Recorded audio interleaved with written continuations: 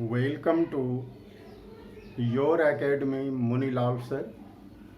My dear students, today I am going to do some question answers of your English book Moments. The topic is The Lost Child by Mulk Raj Anand. So let's start now. Dear students, ये bee hive यहाँ पर गलती से book का नाम आ गया. ये actually moments का है, आपको पता ही है. मोमेंट्स. तो डियर स्टूडेंट्स, ये मेरा फर्स्ट क्वेश्चन है जो आपकी किताब का ही क्वेश्चन है. ये एज इट इज मैंने यहाँ लिखा है, what are the things the child see on his way to the fair. यानी पूछा कि वे कौन कौन सी चीजें हैं जो वह बच्चा देखता है, जिन चीजों को वह बच्चा देखता है. कहाँ? On his way to the fair, यानी मेले तक के रास्ते में, यानी मेला जाने से पूर्व, मेले में घुसने से पूर्व, ऑन हिज वे, अपने मार्ग में, अपने रास्ते में वह बच्चा कौन कौन सी चीजों को देखता है, यह प्रश्न है. ठीक है. इसी में एक दूसरा पाठ जोड़ रखा है, why does he lag behind. Why does he lag behind? Lag behind का मतलब पीछे चलना. वह पीछे पीछे क्यों चलता है, अर्थात वह पीछे क्यों रह जाता है, पीछे क्यों छूट जाता है. तो डियर स्टूडेंट्स, इस क्वेश्चन नंबर 1 का आंसर आप लोगों को ध्यान से देना है. ये आपकी किताब में ही सारी चीजें हैं.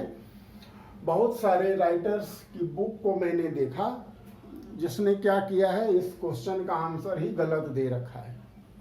कंफ्यूज्ड नहीं होना है. हम मेले में क्या देखा ये नहीं पूछ रहा है, मेला अभी गया नहीं, रास्ते में क्या देखा ये पूछा गया. तो चलिए देखिए क्या क्या चीजें देखा उसने. The child sees toys. सबसे पहले तो वह रास्ते में खिलौनों को देखता है. ठीक है. रास्ते के किनारे किनारे दुकानें लगी थी खिलौनों की, तो उन खिलौनों को देखता है वह.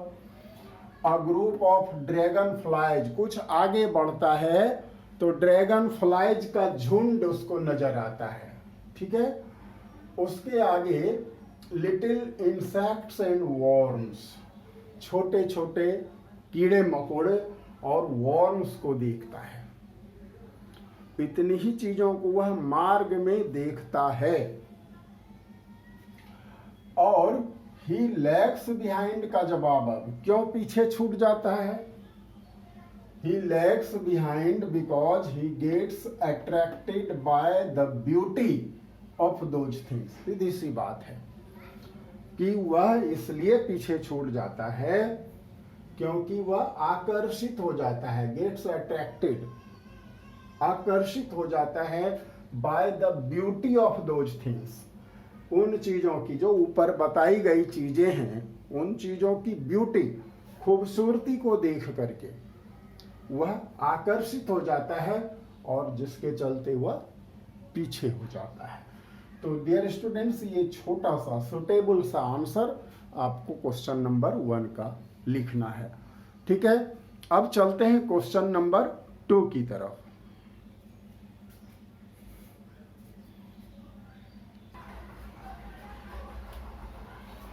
डियर स्टूडेंट्स, हमारा नेक्स्ट क्वेश्चन है, in the fair he wants many things.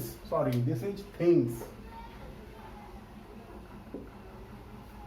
कहता है वह बच्चा मेले में बहुत सारी चीजें वांट्स, चाहता है. ठीक है. बहुत सारी चीजों को लेने की इच्छा होती है उस बच्चे के मन में. What are they? वे चीजें कौन कौन सी हैं. Why does he move on without waiting for an answer? और वह बच्चा बिना आंसर की, without waiting for an answer, बिना किसी जवाब की प्रतीक्षा किए, यानी जवाब या उत्तर मिले बिना ही वह बच्चा क्यों मूव ऑन कर जाता है, क्यों आगे बढ़ जाता है। ठीक है, 3 क्वेश्चन है, 2 क्वेश्चन कहिए, ये तो स्टेटमेंट है। तो डियर स्टूडेंट, सबसे पहले बच्चे ने क्या देखा, as soon as the child enters the fair, जैसे ही चाइल्ड एंटर करता है मेले में, he sees different kinds of sweets, वह तरह तरह की मिठाइयाँ देखता है। देन ही मूव्स अहेड, फिर वह आगे बढ़ जाता है, to see balloons of attractive colours, आगे बढ़ता है तो क्या देखता है, रंग बिरंगे बैलून्स को देखता है। ठीक है, उसके बाद आगे बढ़ता है बच्चा, he moves further and sees a flower seller selling garlands of gulmohar, क्या देखता है कि एक फ्लावर सेलर जो है गुलमोहर की मालाओं को बेच रहा था। ठीक है, ये ऑर्डर हो सकता है पहले गार्लैंड ऑफ गुलमोहर देखा हो, मेरे हैंड में बुक है नहीं, तो आप इसको इधर से उधर कर सकते हो। यदि लगे कि पहले गुलमोहर वाले आए थे फ्लावर सेलर, तो उनको इस सेंटेंस को पहले लिख लेना। ठीक है ना, चलिए उसके बाद he moves ahead and sees a snake charmer, वह बच्चा फिर आगे बढ़ता है तो क्या देखता है, एक स्नेक चार्मर को, सांप वाले को, यानी सपेरा। Finally he sees the roundabouts अबाउट्स, और अंत में वह बच्चा क्या देखता है, राउंड अबाउट्स को, यानी गोल चक्कर वाला झूला देखता है। अब देखिए दूसरे प्रश्न का जवाब कि वह बिना वेट किए, बिना प्रतीक्षा किए आंसर का आगे क्यों बढ़ जाता है। He moves on without waiting for answer an answer, यानी वह बिना एक किसी जवाब का इंतजार किए ही आगे बढ़ जाता है। Because he knows very well, क्योंकि वह अच्छी तरह से जानता है that his parents would never buy him any one of those things, क्योंकि उनके माता पिता उनमें से कोई भी चीजें उन्हें खरीद करके कभी नहीं देंगे। तो ये रहा क्वेश्चन नंबर 2। तो डियर स्टूडेंट्स, आप दोनों क्वेश्चन को नोट कर लीजिए और फिर इसके बाद हम लोग लिखेंगे क्वेश्चन नंबर 3।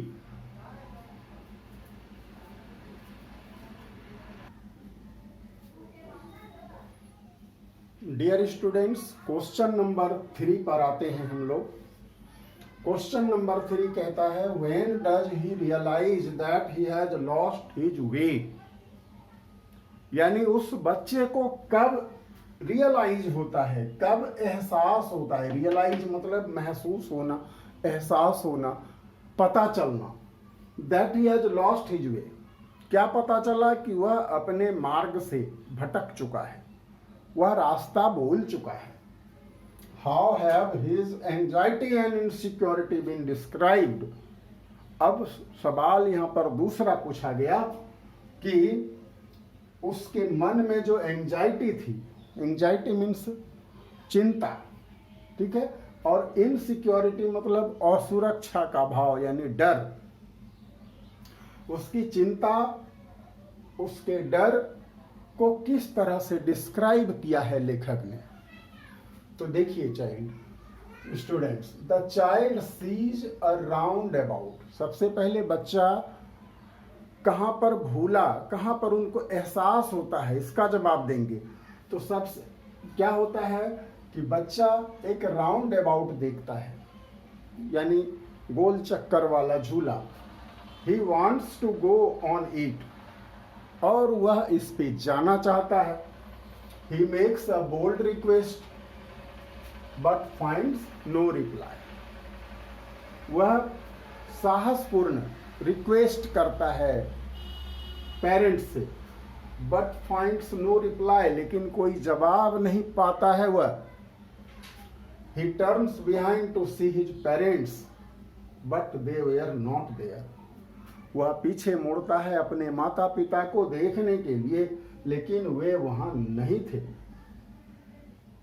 ठीक है, तो दे आर यहां कर देना डियर स्टूडेंट्स, हर जगह चूंकि प्रेजेंट में ही हम आंसर लिख रहे हैं तो यहां आर कर दीजिएगा। ठीक है, देन ही रियलाइजेज, कब वह महसूस करता है, that he has lost his वे, क्या महसूस करता है कि वह अपना रास्ता भूल चुका है। अब इसके एंजाइटी और इनसिक्योरिटी को राइटर ने कैसे एक्सप्लेन किया है, कैसे डिस्क्राइब किया है, ये आपको टेक्स्ट से लेना है, थोड़ा सा इसमें ऐड करके। His anxiety and insecurity have been described by the words given below, इतना लिख देना।